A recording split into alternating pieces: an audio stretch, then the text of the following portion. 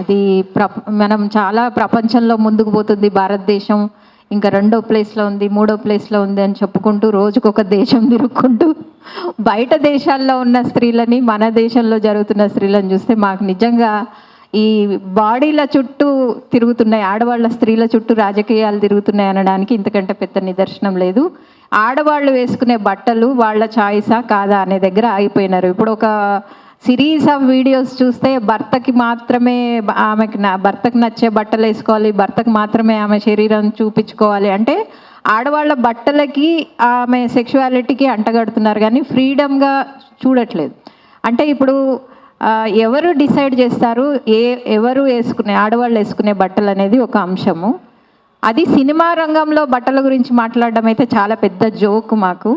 Cinema రంగంలో ఏ బట్టలు వేసుకుంటే సినిమా ఆడుతుంది, ఏ ఐటమ్ సాంగ్లో ఏం వేసుకోవాలనే చూసి నటించిన శివాజీ గారు మాట్లాడడం మాత్రం చాలా దారుణంగా ఉంది. మేము చెప్పేది ఒకటే, మాకు ఫ్రీడమ్ ఉంది, మాకు స్వాతంత్రం ఉంది, మా శరీరాల మీద మాకు హక్కు ఉంది, మేము వేసుకునే బట్టల మీద కూడా మాకు చాయిస్ ఉంది.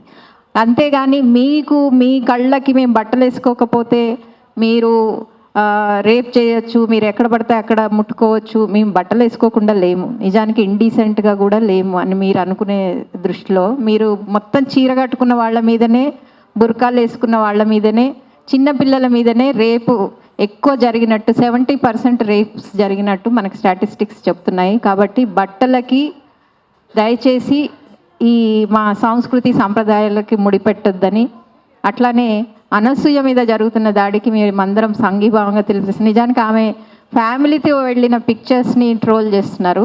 కొంతమంది గరికపాటి లాంటి వాళ్ళు కూడా ఇవాళ స్త్రీల బట్టల గురించి మాట్లాడుతున్నారు, స్త్రీల బాడీస్ గురించి మాట్లాడుతున్నారు. మేము ఈ వేదిక ముఖంగా ఖండిస్తున్నాము. తర్వాత స్పష్టంగా చెప్తున్నాము, స్త్రీల సంపూర్ణమైన హక్కు ఉంది, స్త్రీల శరీరాల మీద స్త్రీలకి బట్టల మీద కూడా ఎలాంటి బట్టలు వేసుకోవాలనేది వాళ్ళకి హక్కు ఉంది. మనం ఇప్పుడు చర్చలో మాట్లాడుకోవాల్సింది మగవాళ్ళకి ఏం హక్కు ఉంది ఆడవాళ్ళ గురించి మాట్లాడడానికి, ఆడవాళ్ళ బట్టల గురించి మాట్లాడడానికి అనేది ఇక్కడ చర్చ కావాలి.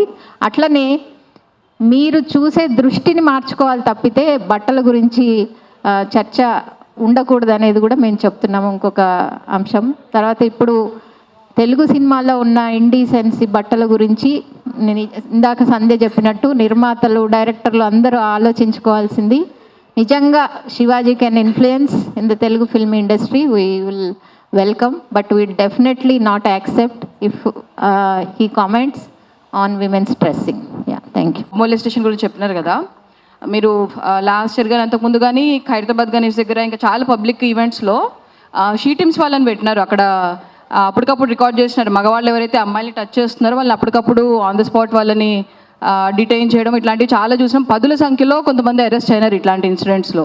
మరి అక్కడ గుళ్ళ దగ్గరికి వెళ్ళినప్పుడు ఈ పబ్లిక్ ఈవెంట్స్ దగ్గర అమ్మాయిలు ఏం వేసుకొని వెళ్తారండి? బికినీల్లో కాదుగా, లంగావోనీలో, గణేష్ నిమజ్జనం దగ్గర చీరల్లోనే కదా పోయినారు అప్పుడు.